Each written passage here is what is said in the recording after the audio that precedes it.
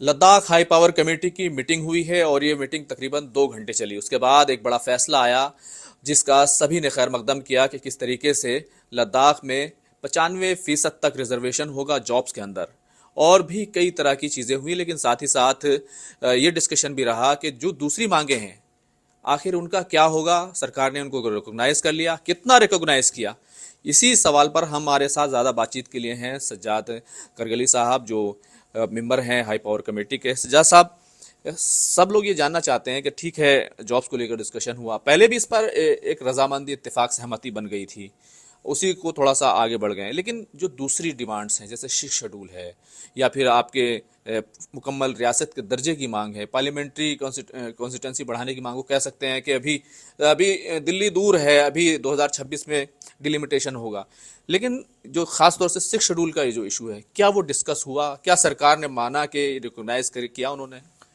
खुर्रम साहब, बहुत बहुत शुक्रिया। सबसे पहले तो हम खैर मकदम करते हैं इसलिए कि एक लंबे समय बाद लोगों की मांग थी लद्दाख के अंदर भी कि ये डायलॉग का जो प्रोसेस थम चुका है ये फिर से बहाल हो जाए, और ये डायलॉग का प्रोसेस कल शुरू हुआ। और नित्यानंद राय जी और फिर जो यूनियन होम सेक्रेटरी और एमएचए के जितने भी ऑफिशियल्स थे उनकी मौजूदगी में, और फिर हमारे ऑनरेबल एमपी साहब दोनों सीईसीज उसमें रहे, और लैप एक्स बॉडी और कारगिल डेमोक्रेटिक अलायंस के हमारे जो लीडर्स हैं वो रहे। सबसे पहली बात यह है कि गवर्नमेंट ने एक्सेप्ट किया कि जो 4 पॉइंट एजेंडा है लैप एक्स बॉडी और कारगिल डेमोक्रेटिक अलायंस का, उस पर डायलॉग को आगे बढ़ाया जाएगा और टर्म्स एंड रेफरेंसेस में उसे एक्सेप्ट किया गया, और ये कहा गया कि हम बातचीत का सिलसिला इन्हीं 4 मुद्दों पर आगे बढ़ाएंगे। अब रही बात जो आपने भी कहा कि जो 2 कॉन्स्टिट्यूंसीज़ का मसला है ले करगिल रीजन्स के लिए, वो चूँकि 2026 तक फ्रीज़ है डिलिमिटेशन, इसीलिए उस पर हमने कहा कि हम बाद में भी इस पे बात करेंगे, लेकिन पहले जो पब्लिक सर्विस कमीशन, रिक्रूटमेंट और रिजर्वेशन, इन सब मुद्दों पर बात हमने शुरू की। मतलब जो हो सकता है, जिसको जल्द किया जा सकता है, जिस जो पर इत्तेफाक बन इमीडिएट सकता है। रिक्वायरमेंट्स है, जो इमीडिएट रिक्वायरमेंट, हालांकि सारे मुद्दे इमीडिएट रिक्वायरमेंट्स के हैं, लेकिन चूंकि हमारे यूथ्स इस वक्त ओवर एज हो रहे हैं, एक फ्रस्ट्रेशन की सी कैफियत उनके अंदर है, तो इसीलिए हमने पहली जो बात की जो जॉब्स के रिजर्वेशन की, जो हमारी बातचीत अधूरी रह गई थी पिछली मीटिंग में, उसको आगे बढ़ाते हुए 95% रिजर्वेशन पे एक्सेप्ट हुआ है मामला। और हम उम्मीद करते हैं कि सरकार बहुत जल्दी इसको इम्प्लीमेंट करे, नाफिजुल अमल बनाए, और फिर एलआरसी की बुनियाद पे लोगों को जल्द अज जल्द जॉब मिले, क्योंकि आपने आपने अभी एलआरसी की बात की, क्योंकि सवाल यह है, रिजर्वेशन मिल गया लेकिन उसमें क्या है, कई अड़चने, कई दीवारें हाइल जी होती जी हैं। एलआरसी जो भी वहां पर डोमिसाइल का इशू है, जो दूसरे लफ्जों में कहें, तो वो मसला तो अभी ठीक से हल नहीं हुआ है। यही देखिए, हमारे पास सरकार ने एक टेम्परेरी प्रोविज़न लद्दाख में रखा हुआ है, लद्दाख रेजिडेंस सर्टिफिकेट का, जो हमारे लद्दाख के लोगों के डोमिसाइल को रिकॉग्नाइज करता है, उसको डोमिसाइल मानते हैं इस वक्त। अब हम हमारी उम्मीद ये है कि इसी को आधार मानते हुए जो अब फर्स्ट फेज ऑफ रिक्रूटमेंट है, जिसके लिए कहा सरकार ने कि बहुत जल्दी ये रिक्रूटमेंट का एडवर्टाइजमेंट करना ज़रूरी है, तो उसको आगे बढ़ाए। तो ये एलआरसी को बेस बना के किया जाना चाहिए, मैं उम्मीद करूँगा कि ये होगा। उसके बाद डोमिसाइल की बात हम आगे करेंगे और किस तरीके से उसको प्रैक्टिकल शेप देंगे वो भी हम आगे की बातचीत होगी, और पब्लिक सर्विस कमीशन के ऊपर भी बात होगी। हमने जो डेनिक्स का कंसेप्ट है उसको सिरे से नकारा है, हमने उसको एक्सेप्ट नहीं किया है। हमने प्रपोजल रखा है गवर्नमेंट के पास कि लद्दाख को अलग से अपना काडर होना चाहिए, अपना पब्लिक सर्विस कमीशन हो, और अगर किसी किस्म की मुश्किल है इस सिलसिले में लद्दाख को सरकार को, तो फिर वो Jammu Kashmir public service commission के साथ काडर भी कॉमन रखते हुए हम चलने के लिए तैयार हैं। लेकिन सब लोग ये ज़रूर जानना चाहते हैं कि खासतौर से जो टकराव का जो सबसे बड़ा इशू था, जिस पर सोनम वांगचुक और लद्दाख के दूसरे तमाम लोग, आप भी वहाँ से पैदल यात्रा करते हुए दिल्ली आए थे, और दिल्ली में जो कुछ हुआ वो सबने देखा, जिस तरह से भूख हड़ताल हुई, फिर एक इत्तेफाक हुआ, और उसके बाद ये जो मुज़ाकरात हैं, जो बातचीत शुरू हुई है। सिक्स शेड्यूल क्यों ज़रूरी है लद्दाख के लिए? क्योंकि एक बात ये भी कही जा रही है, आप लोग तो सिक्स शेड्यूल की डिमांड कर रहे हैं, लेकिन 371A की भी बात की जा रही है।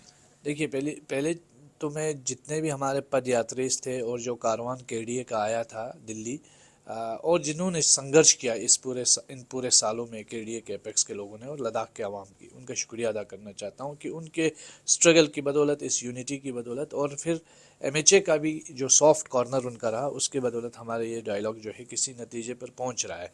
मैं ये मानता हूँ, आप भी ये मानेंगे कि एक ही वन गो में सारे मसाइल का हल एक ही मीटिंग में तो मुमकिन नहीं है।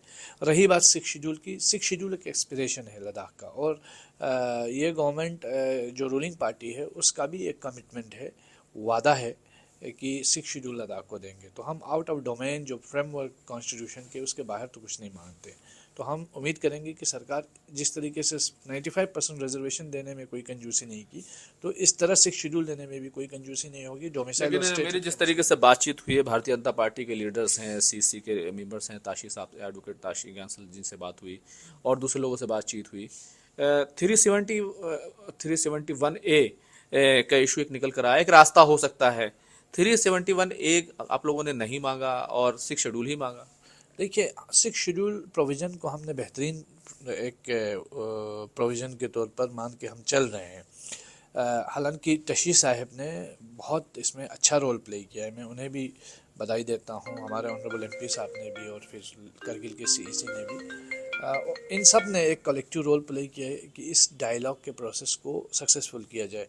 तो मैं उम्मीद करूँगा कि जब सिक्स शेड्यूल की बात आएगी उस पर हम सब मिल के बात करेंगे, लेकिन मैं उससे पहले जो हमारे पास पब्लिक सर्विस कमीशन और फिर हमारे यहाँ जो अभी डोमिसाइल का इशू है, इसके हल होते ही हम ये चाहते हैं कि जल्द अज जल्द ये जो लेजिस्लेचर का मसला है, डेमोक्रेसी की बहाली का मसला है, इसको पहले हल किया जाना चाहिए। और एक उसके एक, बाद एक, एक अहम चीज़ है, पहलू है, देखिए लद्दाख को 370 जब आर्टिकल 370 जम्मू कश्मीर में था तो एक सेफ गार्ड हासिल था। 370 ख़त्म हो गया, जम्मू कश्मीर भी यूनियन टेरेटरी है, भी उसको रियासत का दर्जा नहीं है, लद्दाख भी यूनियन टेरेटरी है। तो ये जो सेफ गार्ड का इशू है, तो सेफ गार्ड के इशू के तौर पर क्या सिक्स शेड्यूल और 371A को देखा जा रहा है? देखिए, सिक्स शेड्यूल एक बेस्ट ऑप्शन है, एक प्रोविज़न है जिसे ट्राइबल एरियाज़ के लिए मखसूस बनाया गया है, और ये कॉन्स्टिट्यूशन का पार्ट है, कॉन्स्टिट्यूशन का हिस्सा है। हम तो चाहेंगे कि हम इधर उधर जाए बगैर सिक्स शेड्यूल पे जो है फोकस करें और सिक्स शेड्यूल की डिमांड करें, और उम्मीद है सरकार इस पर जो है वो एक्सेप्ट करेगी इस प्रपोज़ल को। बाकी रही बात 371 की, उस पर भी हम खुले मन से बात करने के लिए तैयार है, बात करने में कोई हर्ज नहीं है। लेकिन सिक्स शेड्यूल एक एस्पिरेशन है, एक डिमांड है, और सरकार भी इसको समझती है, लद्दाख की जनता भी इसको समझती है, और इस पर बात होनी चाहिए। बाकी रही बात 371 की बात हो या और कोई किसी और एक प्रोविज़न को अगर इंट्रोड्यूस किया जाता है उसकी बात हो, सब पर बात करेंगे। लेकिन हम क्या बात करने लेकिन के लिए खुले मन से बात करेंगे और सारे इश्यूज पर खुल के बात करेंगे। क्या कल जो बातचीत हुई उसमें सेफ गार्ड को लेकर बातचीत हुई? सेफ गार्ड पर बातचीत करने की बात हुई, मतलब हमने खुद पेशकश ये की कि आप जो है एम्प्लॉयमेंट के इशू पे पहले बात करें। तो जब एम्प्लॉयमेंट की बात हुई तो जाहिर सी बात है उसमें दूसरी बातें तो हो नहीं सकती, एट ए टाइम दो बातें। हाँ, सरकार की तरफ से ये प्रपोज़ल आया है कि हम बोटी और उर्दू लैंग्वेजेस को लद्दाख की ऑफिशियल लैंग्वेजेस बना रहे हैं। तो वहाँ हमने सुझाव ये दिया क्योंकि लद्दाख में और भी भाषाएं हैं जो बोली जाती है, ख़ासकर जो करगिल की मेजॉरिटी आबादी जो है पुरकी ज़ुबान बोलती है, उसके साथ साथ बल्ती ज़ुबान है और शीना ज़ुबान है, और इस वक्त जो द्रास डिस्ट्रिक्ट बना है 90% पॉपुलेशन जो है वो शीना स्पीकिंग लोग है। साथ में ये जो डिस्ट्रिक्ट्स का क्रिएशन हुआ है उस पर भी साइड में बात हुई, तो ठीक है। उस पर हमने अप्रिशिएट किया, लेकिन साथ में ये भी डिमांड किया है कि जो हमारा साव को सुरू बरसों का एरिया है और फिर शकर चिकतन शरगोल और बटालिक का एरिया है, इन एरियाज़ को भी महरूम नहीं रखा जाए और इन एरियाज़ को भी इस डिस्ट्रिक्ट क्रिएशन में इंक्लूड किया जाए। आपने कहा कि एक एक करके बातचीत जो है वो आगे बढ़ रही है। 15 जनवरी को मीटिंग रखी गई है। अब उसमें जो सीधे तौर पर बातचीत होगी वो क्या लद्दाख की रियासत के दर्जे को लेकर होगी या सिक्स शेड्यूल को लेकर होगी? नहीं, फ़िलहाल ये जो हम जॉब वाला इशू है ये अभी पेंडिंग है, इसमें हम डोमिसाइल पे बात करेंगे, पब्लिक सर्विस कमीशन पे बात करेंगे, उसके बाद फिर हम जो है लेजिस्लेचर स्टेटहुड की बात पे जाएंगे। बहुत बहुत शुक्रिया बातचीत करने के लिए। और लेकिन एक अहम पहलू जो है, जैसे आपने कहा, डेमोक्रेसी की बहाली का जो इशू है, लेजिस्लेचर का इशू है, सरकार ने इसको काफ़ी हद तक कंसीडर किया और जो अलग अलग 5 डिस्ट्रिक्ट्स बनाए, क्या आपको नहीं लगता कि काफ़ी हद तक नुमाइंदगी देने की कोशिश की गई, एक यूटी स्टेट जहाँ पर विधानसभा नहीं है, जहाँ पर अभी इंफ्रास्ट्रक्चर भी नहीं है, वहाँ पर कहीं ना कहीं इंफ्रास्ट्रक्चर और नुमाइंदगी की बहाली के लिए सरकार की तरफ से एक कदम जो है बढ़ाया गया है, चाहे छोटा ही कदम है। देखिए, पहली बात तो हम वेलकम करते हैं कि जो न्यू डिस्ट्रिक्ट्स का क्रिएशन हुआ, बट सिर्फ हमारा एक रिजर्वेशन है कि दो रीजन्स हमारे इस डिस्ट्रिक्ट के उससे छूट गए हैं, उनको भी इसमें इंक्लूड किया जाए, मतलब अलग खासकर। अलग डिस्ट्रिक्ट दो और होने चाहिए। जी, वो सांको सुरू का रीजन है, बरसो एरिया है, और फिर दूसरा जो है शकर चिकन शरगोल और बटाली का एरिया। इन ये दो एरियाज छूट गए हैं, इनको भी इंक्लूड किया जाए, क्योंकि अभी तक कोई ऑफिशियल गैजेट नहीं आया है। इससे पहले ये चीज़ हो तो और भी बेहतर है। दूसरी चीज़, हम तो एक इक्विटेबल रिप्रेजेंटेशन, इक्विटेबल डेवलपमेंट की बात करते हैं, सबको बराबरी का हक मिले।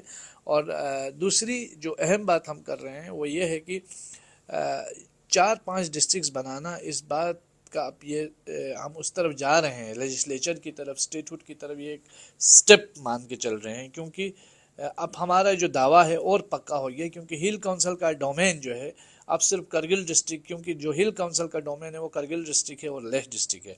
अब चूंकि ये डिस्ट्रिक्ट्स मल्टीपल डिस्ट्रिक्ट्स बन गए, तो इस दायरे को बड़ा बनाने के लिए हिल काउंसिल को भी अमेंड करने की ज़रूरत है। अब हिल काउंसिल को अमेंड करने से बेहतर है कि हम ये चाहेंगे कि असेंबली ही इंट्रोड्यूस की जाए लद्दाख में, ताकि लद्दाख के लोग भी अपनी मर्ज़ी की हुकूमत चुन सके, जिस तरह अभी हाल ही में जम्मू कश्मीर। हालांकि हम ये मानते हैं कि जम्मू कश्मीर को फुल स्टेटहुड मिलना चाहिए, हाफ वे उन्होंने तय किया है, लेकिन 47 साल बाद पहली बार लद्दाख के लोग वोट के राइट से महरूम रहे।